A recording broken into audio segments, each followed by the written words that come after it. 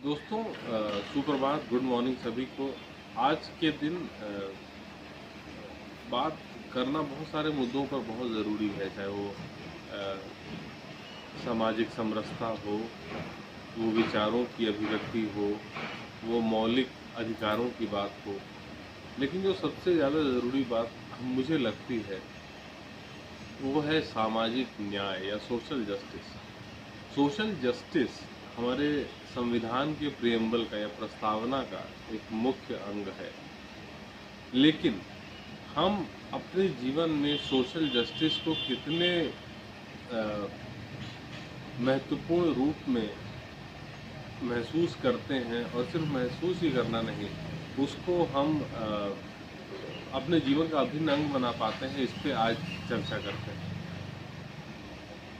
एक छोटी सी घटना मुझे याद आती है कि दिल्ली या फरीदाबाद में शायद एक कॉलोनी थी, तो वहाँ पे एक व्यक्ति या एक दुकान वाला, आप कह सकते हैं ठेले वाला, एक ठेला लगाता था जहाँ पे वो जामुन और बेर लेकर आता था। उसका पास में, दिल्ली के पास ही उसका गांव था, और वो जामुन और बेर बेचा करता था ठेले पे।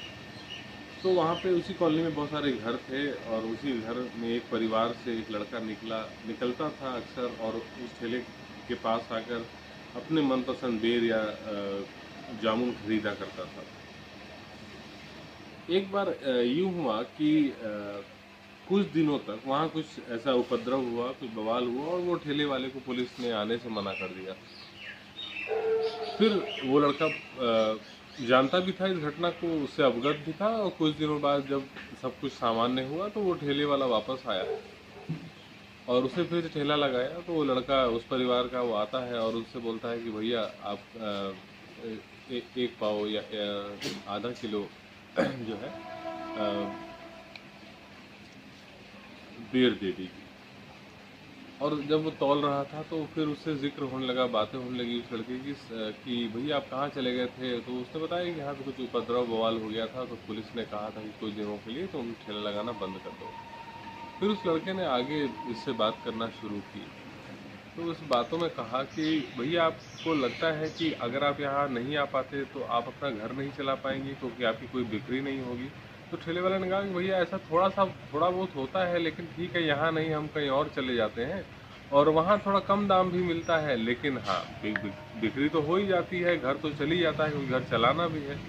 तो वो लड़का कहता है, वो लड़का एक संभ्रांत परिवार से था, उसका अपना उसके माता पिता का अपना एक घर था, फ्लैट था, गाड़ियाँ भी थी, सब कुछ था, अच्छे इंग्लिश मीडियम स्कूल में पढ़ता था वो लड़का। उसने कहा कि भैया आप ये जानते हैं कि आप यहाँ पर नहीं आ रहे थे, आपको कोई बहुत दिक्कत नहीं हुई, लेकिन आपके नहीं आने से हमें ठेले वाला नहीं मिला, हमें जामुन हम नहीं खा पाए, और हमें बेर नहीं मिला, और यहाँ कोई आया भी नहीं। तो आप ये समझिएगा इस घटना से कि द कॉम्प्लीमेंटेरिटी ऑफ एग्जिस्टेंस, कि वो ठेले वाला जितना हमारे लिए ज़रूरी है,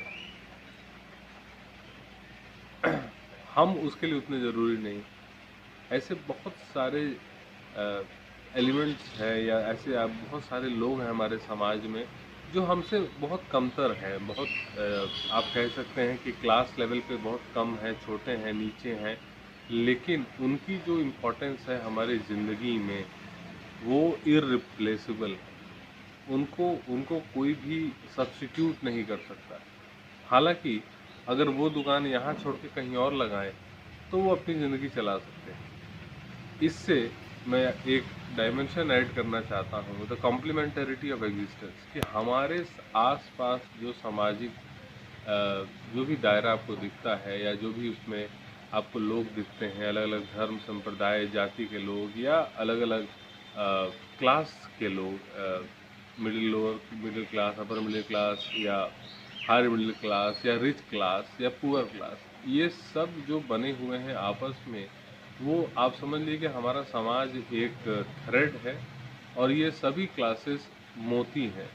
ये सब मिल के ही एक देश की माला को बनाते हैं। हम अगर ये समझें कि सामाजिक न्याय सिर्फ उनके लिए ज़रूरी है, या हमारे लिए उनके लिए ज़रूरी है जो प्रताड़ित हैं, या जिन्हें बहुत साइडलाइन कर दिया गया है, ऐसा बिल्कुल नहीं है। सामाजिक न्याय हमें अपने बच्चों को पहले दिन से सिखाना चाहिए कि हमारे समाज में एक बहुत बड़ा तबका है, बहुत बड़ा 70% आबादी का एक तबका है जिसके लिए सामाजिक न्याय बहुत ही आवश्यक है। सामाजिक न्याय कैसा कि उस तबके के लिए शिक्षा, स्वास्थ्य, बिजली, पानी, सड़क, रोटी, कपड़ा, मकान, अ, महिलाओं की सुरक्षा, ये ऐसी आदि सुविधाएं हर एक तबके को मिलनी चाहिए। ये उनकी डिमांड भले ना हो, ये शायद पॉलिटिकल मुद्दे न बनते हों या किसी भी पॉलिटिकल पार्टी के मैनिफेस्टो में ना आता हो, लेकिन हमारे समाज के सभी एलिमेंट्स की, सभी क्लासेस की बेसिक नीड्स यही है। आज के दौर में, आज जब कोरोना की इतनी बड़ी महामारी आई हुई है, हम सब समझ रहे हैं कि यदि हमारे बेसिक जो संसाधन है या जो हमारे बहुत मूलभूत जो आवश्यकताएं हैं, अगर वो पूरी हो जाती है तो हमारा समाज आपस में खुशी से रह सकता है। इसका मैं फिर से उदाहरण आपको देना चाहता हूँ कि इस पे स्टडी की गई है क्यूबा में। क्यूबा में स्टडी की गई कि एक समाज ऐसा है जहाँ पे एक घर बहुत लंबा चौड़ा आलीशान इमारत बनी हुई है और एक घर छोटा सा झोपड़ी है। तो वहाँ के लोग खुश रह पाते हैं कि नहीं? तो ये देखा गया है कि ऐसे लोग जिन्हें गरीबी नापसंद है, भले वो अमीर भी हों, वो लोग भी दुखी रहते हैं और जो गरीब हैं वो तो दुखी रहते ही हैं। लेकिन अगर एक ऐसा समाज बने, एक ऐसा शहर बने जहाँ सबका घर एक तल्ले का हो, बराबरी का हो, सबके पास एक-एक स्कूटर हो, किसी के पास बड़ी गाड़ी या 4 गाड़ी ना हो, सबके पास एक-एक स्कूटर हो, सबके पास एक-एक घर हो।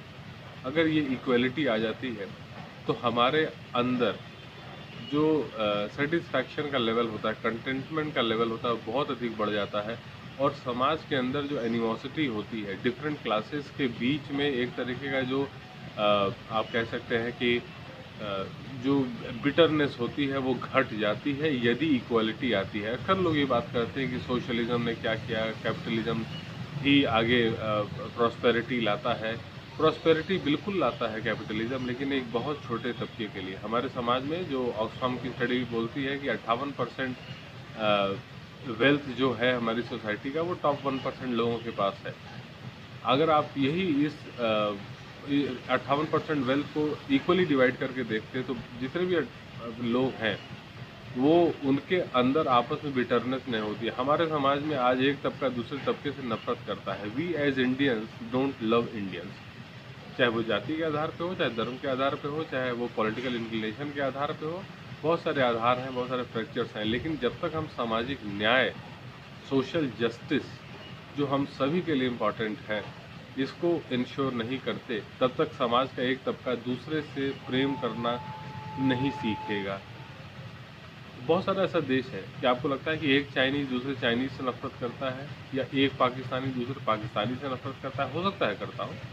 एक अमेरिकन दूसरे अमेरिकन से नफरत करता हो, या एक जर्मन दूसरे जर्मन से नफरत करता हो। आप कभी सोचिएगा इस चीज़ को और आप इस निष्कर्ष पर पहुंचेंगे कि जो भी ऐसे देश हैं जहां एक तबका दूसरे तबके से नफरत करता है या दुश्मनी रखता है या उसका कोई वैचारिक मतभेद है, तो ऐसा देश कभी भी आगे नहीं बढ़ पाता, और बढ़ता भी है तो उसका एक ही तबका बढ़ता है जो हम दोनों की लड़ाई को ढाल बना के उसका फ़ायदा उठा लेता है। उम्मीद है कि आपको इस कथन में या मेरी बातों में जो छिपी गहराई है वो आपको और समझ में आई होगी। आगे आने वाले वीडियोज़ में मैं इसी मुद्दे पर आपसे और गहराई में चर्चा करूँगा। धन्यवाद इस वीडियो को देखने के लिए। कृपया like, share, subscribe and comment करें। Thank you.